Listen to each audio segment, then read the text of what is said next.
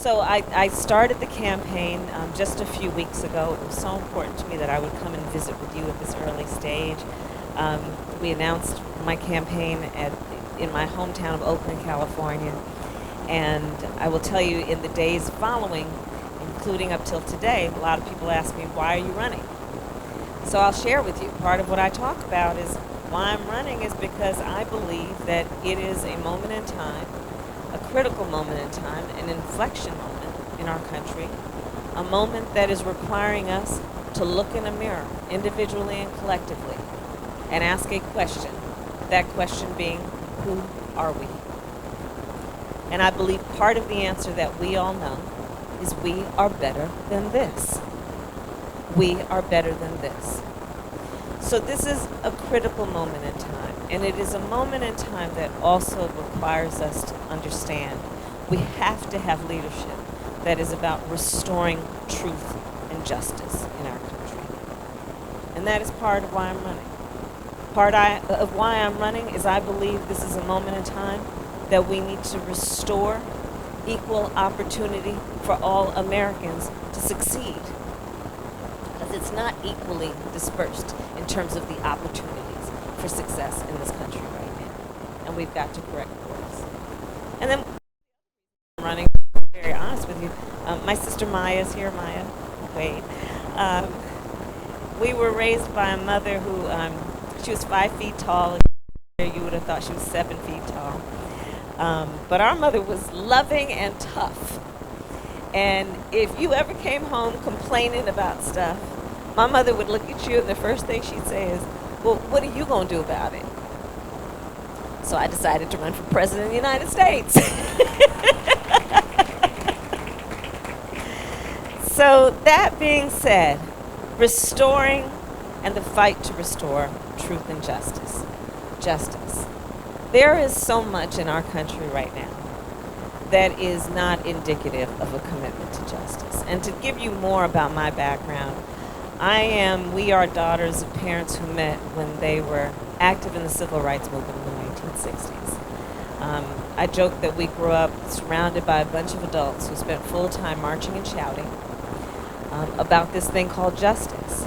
In fact, it was the heroes among the heroes of that movement that inspired me to want to become a lawyer. It was, of course, Thurgood Marshall, and Charles Hamilton Houston, and Constance Baker Motley, and these individuals who understood the skill of the profession of law to translate the passion from the streets to the courtrooms of our country. They understood the importance of doing that work that must be done with each and every generation, of reminding folks of that promise we articulated in 1776 that we are all and should be treated as equals. So the fight for justice, in fact, that inspiration from those leaders led me to go to Howard University, and then I went back to California. I attended law school, and I went out of law school. I became a prosecutor with a focus on reforming the criminal justice system, in particular around transitioning young men out of the system with jobs and education and counseling. I was then elected as the first black woman to be a district attorney of any county in the state of California. I went on to be elected as the first black woman in the United States to be an attorney general of a state. And I am now the second black woman to ever have been elected to the United States Senate. And during the course of all of that work, I have learned and have committed myself to the nobility of public service. I believe that it is noble work when done the right way, but I also see what we all see today. We are not doing the work of justice in this country. We are not doing the work of justice. When we look at what is going on, most recently we saw it in just the 2018 election, when we are denying people the right to vote because we have laws that have been placed in this country that are preventing and inhibiting and suppressing the ability and the right of folks to vote. That's been happening in this state, it has been happening in this region, and it's been happening around the country. And in particular, after the Voting Rights Act, gutted by this United States Supreme Court in 2013 in the case of Shelby v. Holder. One of the most important movements that we have had as part of the fight for civil rights, the reason that we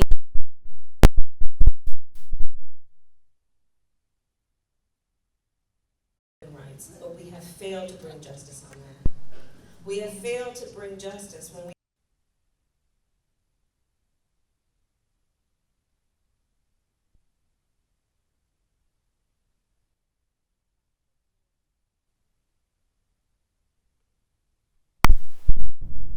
this country, when a mother and father have to sit down and talk with their child who comes home from school talking about how they went through a drill at school to learn how to run into a closet to avoid a mass shooting, because we have failed to pass smart gun safety laws in this country, and we have people who are in the pocket of powerful interests instead of doing the right thing, which is rejecting a false choice that suggests you're either in favor of the Second Amendment or you want to take everybody's guns away. These issues are just but a few of the issues that challenge us as a country and our most fundamental notions of what it means to have justice for all people equally applied.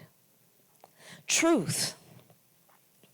So at this moment in time, we are also looking at a situation in our country where there are a lot of people who are rightly distrustful of their government, its institutions and leaders.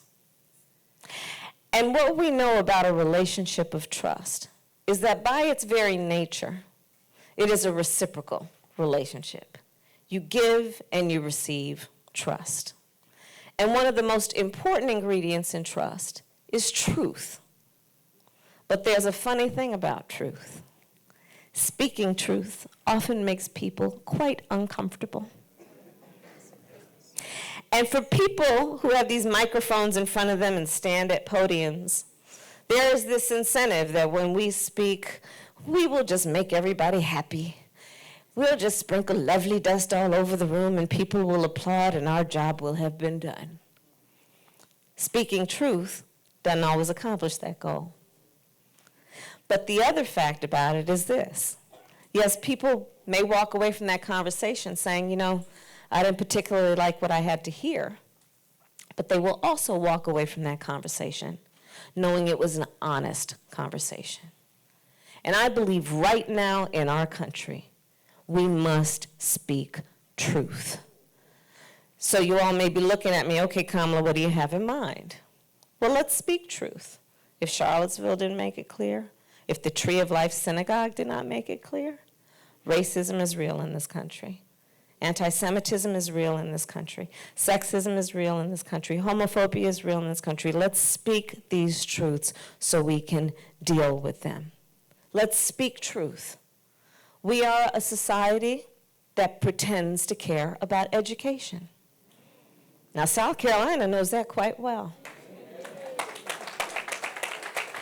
We are a society that pretends to care about education, but not so much the education of other people's children. I have traveled our country, and I have started to travel this state. I have met teachers who are working 2, sometimes 3 jobs, because otherwise they can't put food on the table, plus they're coming out of their own pocket to pay for school supplies. We are not recognizing the value of our educators. We are not recognizing that in addition to parents, it is our teachers who are raising our children. And I'm going to tell you something. My first grade teacher, Mrs. Frances Wilson, God rest her soul, attended my law school graduation. I know that part of the reason I am standing here as a candidate for President of the United States is because of the teachers who helped raise me. And we have got to correct course and speak the truth about what we are not doing in this country. Let's speak the truth on that point and recognize that part of the problem is we have a system where the local school districts are resourced based on the tax base of that district, which is upside down when we know that the districts that are most in need have the fewest resources. Let's speak these truths about the inequities. Let's speak truth that the economy of America is not working for working people. So how do we know that? Well, In America today, for almost half of the families, they cannot afford a $400 unexpected expense. A $400 unexpected expense will topple almost half of American families. And that could be that the car breaks down. That could be an unexpected hospital bill. In America today, in 99% of the counties in our country, if you are a minimum wage worker working full-time, you cannot afford market rate for a one-bedroom apartment. This is America today. And I find it very interesting that supposed leaders walk around talking about, oh, the economy is great. The economy is great. And you ask them, well, how so? How are you measuring that? And they'll say, well, look at the stock market. Well, that's fine if you own stocks. Then they'll say, well, do you have any other measurement? Well, look at the unemployment numbers. Well, okay, I'm going to tell you, I've been traveling. I've been talking with folks. Yeah, folks are working. They're working 2 and 3 jobs to pay the bills. In fact, what I am proposing, and what will be, by most accounts, the most meaningful tax break for middle-class working families and generations, what I am proposing is that for a family that is making less than $100,000 a year, you receive a tax credit of up to $500 a month to correct what we know is happening in families around our country. And you know, it's an interesting thing, because people will then come up and they'll say, well, how are you going to pay for that? How are you going to pay for that? Well, I'm going to tell you how. We're going to repeal this tax bill that got passed by this administration that gave tax cuts to the top 1% and the biggest corporations of America. That's how we're going to pay for it. We're going to pay for it by undoing what has helped the people who need it the least and is causing us to have a $1 trillion deficit as a result. That's how we'll pay for it. Let's speak truth. Climate change is real. So I've been in D.C. for the last 2 years as a member of the United States Senate, and it is shocking to see the number of supposed leaders who are pushing science fiction instead of science fact. Instead of recognizing climate change is presenting an existential threat to us as human beings, and we have got to deal with it, and we have to agree. One of the most important things that will sustain us as a species is our ability to breathe clean air and drink clean water. And we are damaging this God-given earth that we have, and we have got to correct course. And guess what? We can do it, but there has to be the will, and there has to be a new president to get it accomplished. We can do that. And there are so many other truths that I can speak, but I'll just talk about a couple more. Another truth that we have to speak is the truth, that the horrible truth, that in America today, we have mothers and fathers that have to sit down with their 12-year-old sons and talk with them and have the talk. In America today, when that child turns 12, mothers and fathers have to sit down with their son and tell them that they may be stopped, they may be arrested, they may be chased, they may be shot because of the color of their skin. That is a truth in America today that we must speak so we can address the underlying issue with that problem. And then finally, especially in this moment where there are such powerful forces that are trying to sow hate and division among us, there is a fundamental truth that I believe we must speak, and it is this, and we must know it in our minds and in our hearts and in our souls. The vast majority of us have so much more in common than what separates us. Let's also speak that truth. And you know, here's how I think about it. I think about it in the context of what, you know, some people call the 3 o'clock in the morning thought. Others call that moment the witching hour, the middle of the night. You know what I'm talking about. When you wake up in the middle of the night with that thought that's been weighing on you, sometimes in a cold sweat. Well, for the vast majority of us, when we wake up thinking that thought, it is never through the lens of the party with which we're registered to vote. It is never through the lens of some demographic a pollster put us in. And for the vast majority of us, when we wake up thinking that thought, it has to do with one of just a very few things. Our personal health, the health of our children or our parents. For so many Americans, can I get a job, keep a job, pay the bills by the end of the month, retire with dignity, get my relative off their opioid addiction? For our students, can I pay off those student loans? The vast majority of us have so much more in common than what separates us. And as we move forward and we fight this fight for the best of who we are and the best of who we can be, we have to reject those that are trying to divide us as a nation.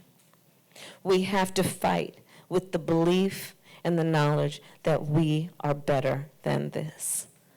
And the stakes are high. And so the final point is this. Years from now, our friends, but our children and our grandchildren, they're going to look at us and they're going to ask us, they're going to look in our eyes and they'll ask us, where were you at that inflection moment? And what we're all going to be able to say is we were out here hanging out together. We were in this Friday evening hanging out together, and what we're going to be able to say is we will be able to tell folks more than just how we felt at this moment. We will be able to talk about what we did, what action we took, that we stood up, that we spoke out, that we were engaged, that we participated, that we fought for the best of who we can be. And that's what makes this moment so exciting. Because we can do this, and we will do it, and we will do this together. And so I'm here to thank you and to ask for your support and just thank you for your time and your interest, and I would love to take questions. Thank you.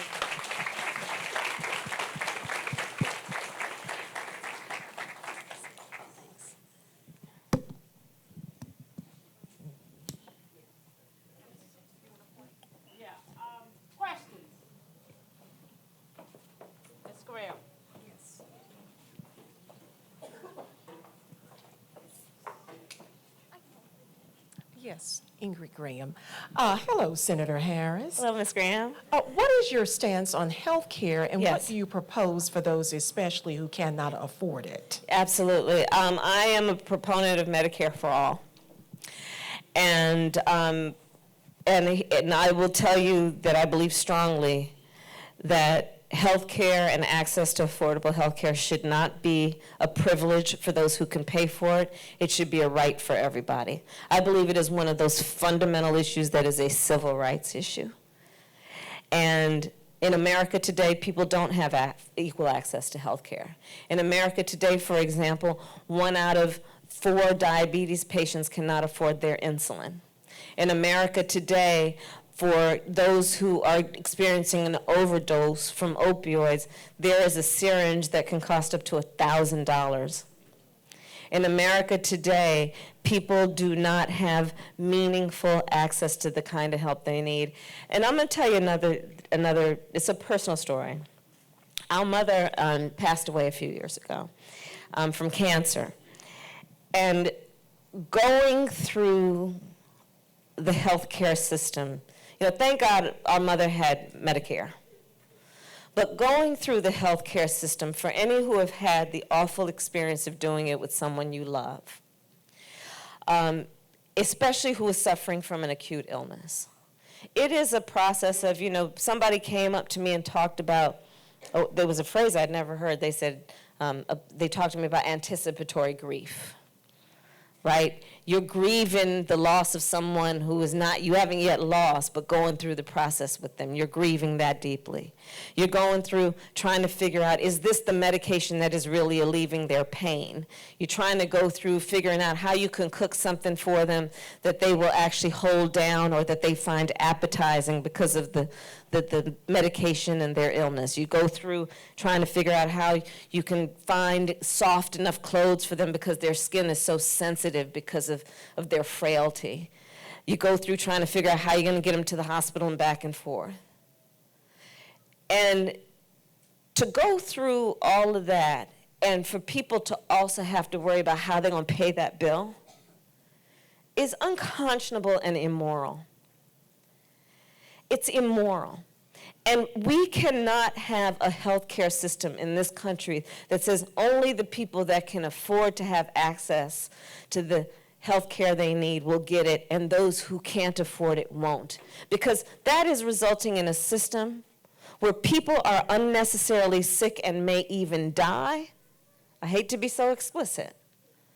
Because they don't have the money. That's immoral. So I support Medicare for all. Another reason is this. Part of what makes the healthcare system so expensive is the pharmaceutical companies are charging unconscionable rates because at their essence, their business model is about profit, not about public health. And so one of the reasons that we need to change the system is because, you know, if you're just trying to negotiate, it's just you against the big pharmaceutical companies, you're going to have a difficult time negotiating the price that you can actually afford. But if you look at like the VA gets to negotiate on behalf of all the veterans to bring the prices down. Well, with Medicare for all, if we're all in the system, then we can negotiate on behalf of all of us against the pharmaceutical companies to bring those prices down. And that's part of why I'm an advocate for Medicare for all. So, and we haven't even begun to talk about, as a subset of that, what we need to do around having meaningful access to mental health care and substance abuse treatment. I believe that part of the system, and part of the system that I will advocate for, is the need to have on-demand mental health services and drug treatment services. So you know how you can go to an emergency room, and if you got a broken leg, well, the same thing. If you need mental health treatment, substance abuse treatment, you should be able to get it on demand. And that's part of what we've got to do better. What we've got to do better is understand that on the issue of drugs in America, we have criminalized what is a public health issue. Instead of dealing with drug addiction, understanding it is a disease for which there needs to be treatment, but that treatment needs to be available to all communities. One of the biggest challenges is for the communities that need that health care most, and in particular rural communities, of which, of course, South Carolina has many. So the services aren't there for the communities that need them the most. And so part of what I'm proposing with a new scheme on how we deliver health care is that we address the communities that need it most and actually just don't have available services. So thank you.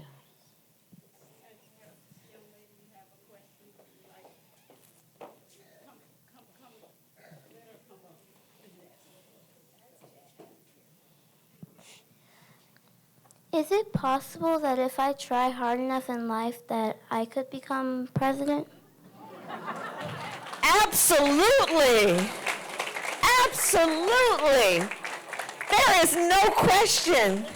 There is no question whatsoever. You just demonstrated that. You just showed us that. And you know what I told you earlier? I saw you outside. Here's how I think about it. We are all born as leaders. And it's just a matter of when you decide to activate that. And you don't need to be an adult. You don't need to have a title. You don't need to work a certain place to be a leader. It's when you decide to turn that on. And by you standing up in this big room with all of these folks in a forum for a presidential campaign, asking this question, I have no doubt. But here's what I want to say, and then my lecture's going to be over. But so leading up to you being president, understand every day of your life you have an opportunity to lead. Today, tomorrow, every day of your life. And I think you already know that, so I'm very proud of you for asking that question. Thank you. That's wonderful.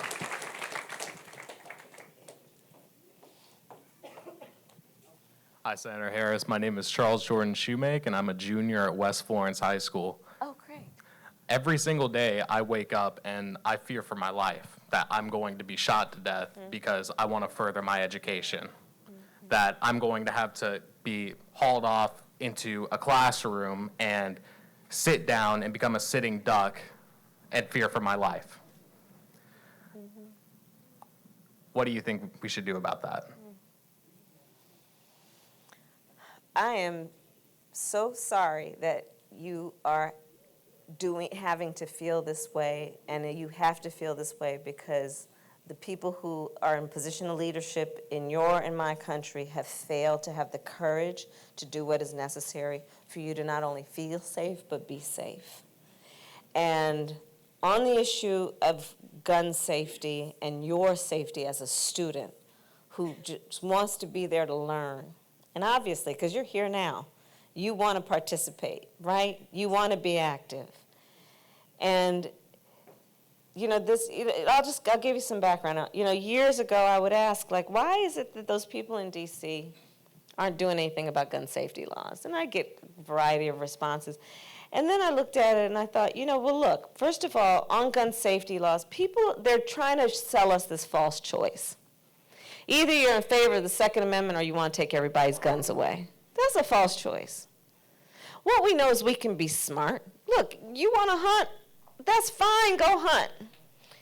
But the reality is that in a civil society, we also need to have a national program and policy of doing background checks, universal background checks. And let's talk about why. It's really practical. You might want to know before someone can buy a lethal weapon if they've been found by a court to be a danger to themselves or others. You might just want to know that. That's really practical. You might want to know before someone can buy a lethal weapon that they have been found by a court to commit a violent act. You might just want to know that. That's practical. Assault weapons ban. In a civil society, there is no reason to have easy access to weapons of war. We need to renew the assault weapons ban. But United States Congress has failed to act. And now here's how I think about it. Why are they failing to act? Well, it can't be because we're waiting for a tragedy. I visited just recently Mother Emanuel Church.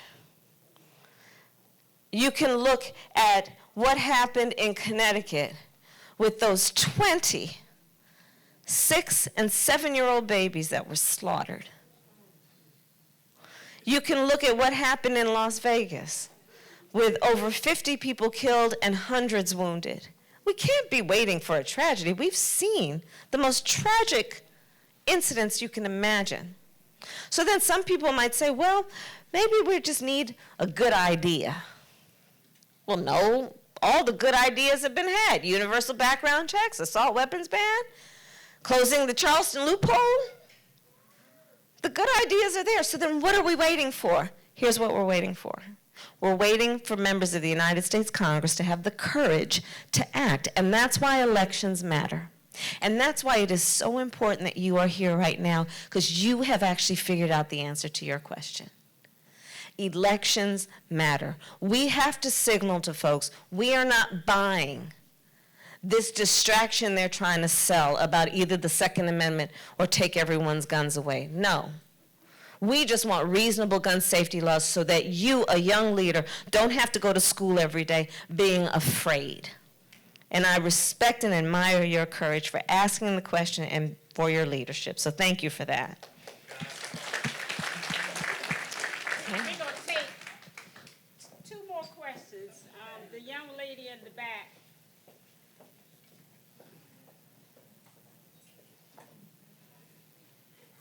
My name is Elena. Hi, nice to meet you. My name is Elena, and I attend college, Horry Georgetown. This is my first year, and I just had a question.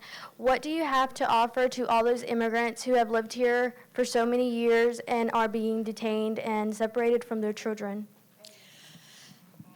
So, a lot. First of all, we need a new president. We just need a new president. Because what has been happening is that we have an administration that has been vilifying immigrants, suggesting that immigrants are the reason for everything that is wrong. And it is not only irresponsible in the way it has played out with the policies, it has been inhumane. Take, for example, the policy of separating children from their parents, putting children in cages. That's inhumane, all in the name of border security. It's a human rights violation. Let's call it what it is. DACA. So DACA was a policy put in place by President Obama, knowing that Congress failed to act around this population of young people who were brought into the country, many before they could walk or talk. And the policy was to say they should receive protection from deportation if they clear a vet. So here's how that all worked. If these young people filled out these forms and went through interviews and gave all this information about the circumstances of their arrival, what are they doing now? Are they committing any crimes? Are they living a productive life? As it turns out, many of them were in college or serving in our military or working in small businesses. If they cleared the vet, the policy was they would receive protection from deportation. This administration came in and broke the promise to those young people. Those young people were told, if you give us all this information, we won't share it with ICE, you won't be deported. This administration came in and said, nope, we're taking it back. We're taking back our word. So it's not only immoral and inhumane, it's literally just the basic thing that we teach all of our children, keep your promises. And the reality of it is that when you look further at what is happening, I mean, listen, I had a hearing just this week. I'll tell you about just this week, where I asked the current administrator of the Customs and Border Patrol, which is part of the arm of the government that effectuates and enforces immigration law and policy. And I received information which was public. You all received it too. Reports from the Department of Justice that over 4,000 children in custody, in detention, immigrant children, have been sexually assaulted. So I asked a question about how is it that the Customs and Border Patrol would hand over these children to another government agency where all of these reports of these horrible abuses were happening. And did he feel the need, did he feel any sense of duty to ask a question or to not transfer those kids knowing that these things were happening? And he said, no, he was just following the law. Check it out, it was just this last week, just this week, today's Friday, it was just a few days ago. It is wrong what we are doing right now. And we have got to pass comprehensive immigration reform. And I feel very committed to that. And again, it has been inhumane and it is immoral what is happening in terms of this administration's policies on the issue of immigration. One other question, this young lady, she's asking for a while. Hello, Senator Harris. Hello. My name is Elise Campbell. I am a high school senior at C.E. Murray High School in Greeleyville. And as I prepare to go to college in the fall, my question is, do you have any plans to assist students with the increasing cost of college or a way to decrease the amount of student loans that a student does not qualify for Pell have to take out? Yes, and that's a wonderful question. And I hope you're thinking about Howard University.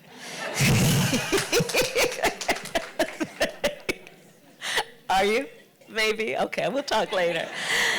But I'm so glad you asked that question, and I'm just so happy to see all the young leaders here. It's just wonderful to see. You're right. I mean, student loan debt is weighing on our young leaders Right, in terms of the decision that they make about whether or not to even go to college. And then once they graduate, how can they focus on being a professional or doing the work that they've been now trained and educated to do, because you're worried about how to pay the bills. I've heard so many stories of young people coming out with so much debt that they're taking the jobs they actually don't want to do because they just need to pay the rent.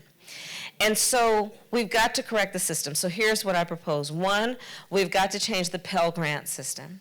We have to increase the loans. It's right now $5,000. That's not enough for any of these kids to get through a whole semester in terms of tuition. In South Carolina, the students graduating are facing on average $30,000 of debt when they graduate. So we need to deal with that. We need to refinance student loan debt and allow these young people to refinance, just like you could refinance a car loan or your mortgage. That needs to happen. The other thing is we've got to get rid of these predatory lending institutions that are profiting from then supposedly helping you with your loan payments, but charging exorbitant fees in terms of interest rates. And I am also a proponent of free community college and debt-free college. There is no question that our young leaders' ability to get an education and to come out of that process and actually get into the workforce will lift all of us up. And if we are going to be competitive in a now global market, if we are going to be committed to having a healthy economy, you need to be able to graduate from the college of your choice, Howard University.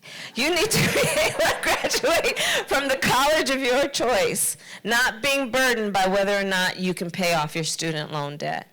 And so that's also about having in the federal government and a president who appoints somebody to lead the Department of Education who is not preoccupied with grizzly bears and instead is focused on what we need to do to reinforce equal access to education, and to know that that should be thought of as a right, not a privilege, and also to move away from where it's currently going, which is to privatize education at every level.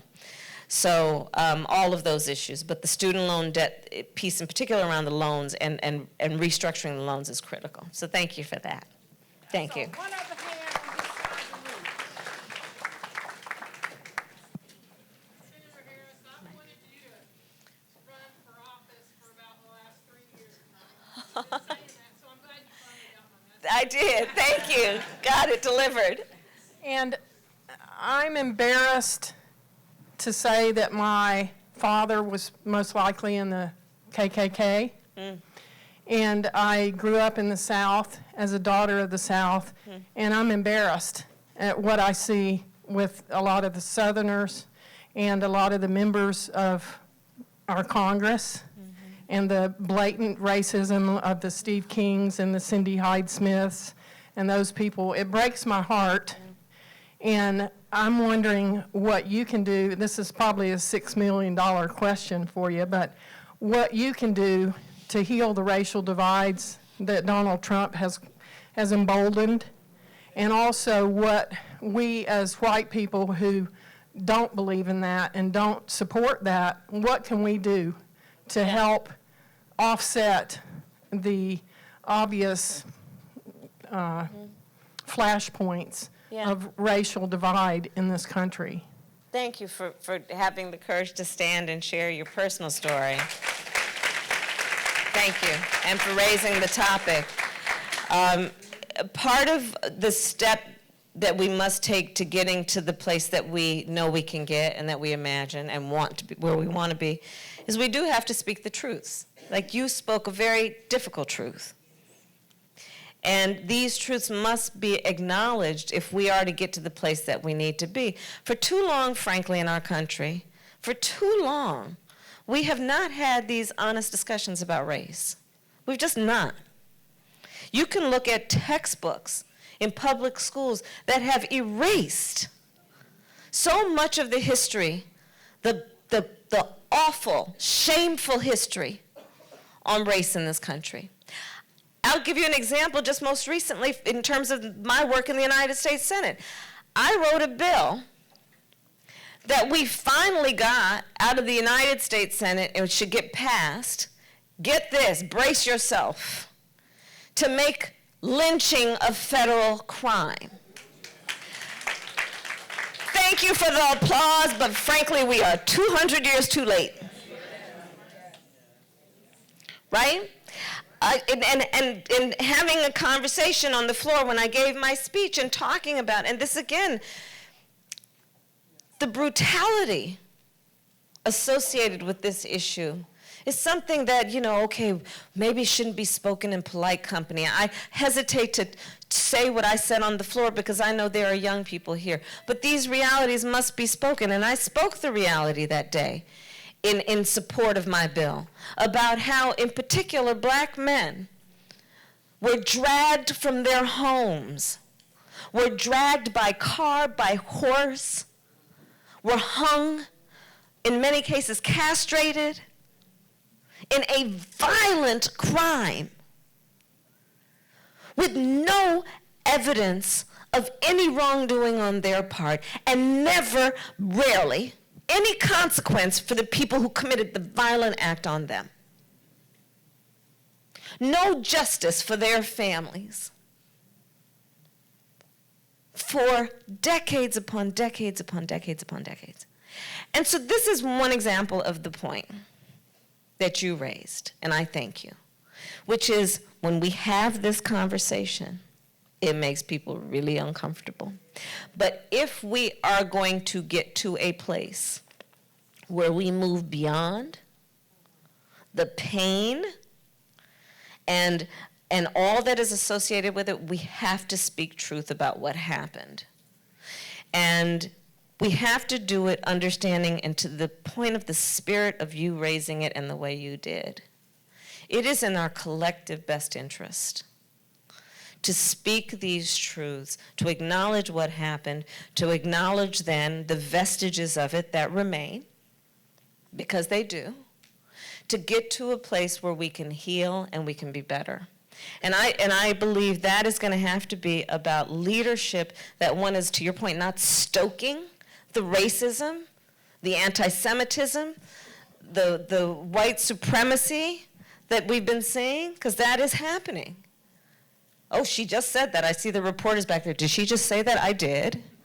I did say that, because it is happening. We have to speak truth about it so we can deal with it, because it gets back to my earlier point. I know we are better than this.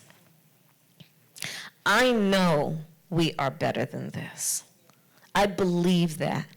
But we will not achieve our true strength as a country if we fail to acknowledge the truth and speak it and recognize what must be done to address it. So. One other question. This young man, he was on the front, but I saw you. Thank you. Thank you for coming and having the courage to be in rural South Carolina. I'm happy to be here. It's good to see you, and thank God for you. Thank you. Okay. My question is back to education. Yes. We had a referendum in Florence County that didn't pass about 2 weeks ago, maybe a week ago. It was noised abroad, if that's the right way to say it, that it would have been so much on the taxes, and all the taxes would go up. My question is, and my wife is an educator for 20 years in Florence School District 1, so when you said something about the teachers and having it, I'm a witness that we pay for a lot ourselves, which thank God we are able to. Right. But I said that to say this: what are your plans for reaching into that little pocket, Florence School District 1, just for an example, and helping areas to overcome the scare tactics when they say that the tax is going to go sky high? And it changed the whole momentum of the proposal for education fund in that area. If you got my question, I think I do, and I appreciate you sharing the story, and thank your wife for the work she does, and you as a family coming out of your own pocket to help educate the children of the community. I don't know, I'm not familiar with the measure that you described, so I can't speak to that. But the general point that I think you're making is we have got to restructure the way that we are resourcing our schools. It's an upside-down system, as I was saying earlier. Part of the way that we resource the schools is based on the local tax base. And so if the local tax base doesn't have a high income, that school district will not have the right resources it needs, and those school districts that have the lowest tax base tend to be the highest need. So it's upside down. And so that's going to be part of what we do from a federal perspective in terms of how we're constructing, how we resource schools. Without getting into all the details that will, kind of bore everybody, but it's also about how we create the formula for funding. There's got to be something that happens also about just recognizing across the board that we've got to pay our teachers more. We just do. We just have to pay our teachers more. And as I said earlier, our teachers are helping us raise our children, and we're not paying them their value. We're literally not paying them their value. And so there is that piece of it. It's also about how we structure our education system in terms of bringing more resources into school districts, understanding that we are educating children right now as a whole based on a model from 150 years ago. And we can actually do better. And so I'll give you an example of what I'm talking about. There have been wonderful examples of people recognizing how you can bring technology into a school district in a way that you improve the ability to educate the children. So here's what I'm talking about. When a child is in the classroom receiving the lecture from the teacher, that's kind of a passive part of learning. Then they go home and they're supposed to do the homework. Well, if they're going home to a lot of households in America, that parent is working 2 jobs and is not there to help them with the homework.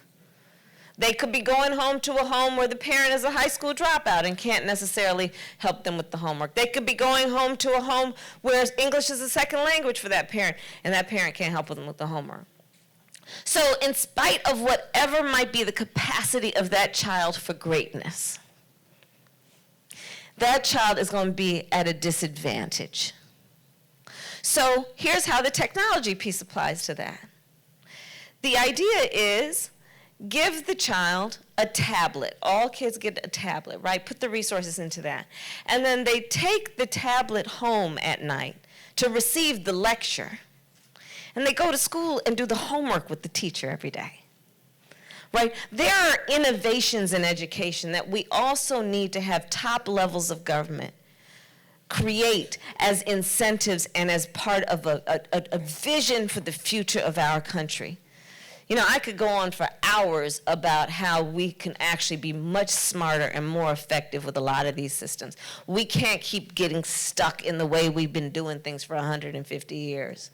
And in fact, my overall feeling about all of this is we've got to be able to see what can be, unburdened by where we have been.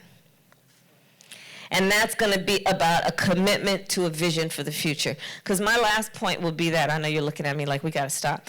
My last point is this. As far as I'm concerned, this campaign for me is not just about unseating who's in the White House right now. It is so much bigger than that. It's about having a vision for the future of our country.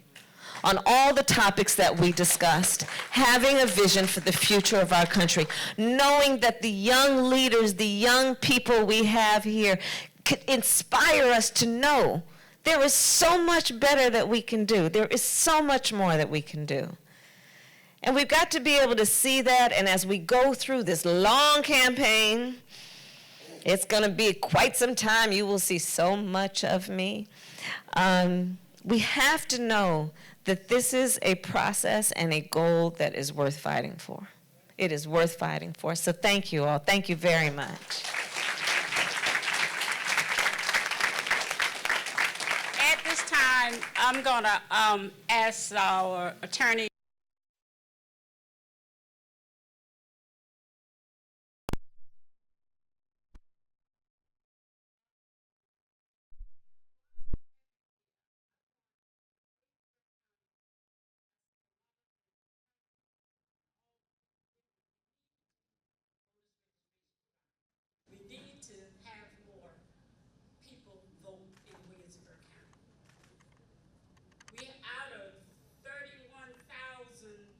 registered voters, we only get 7. I think the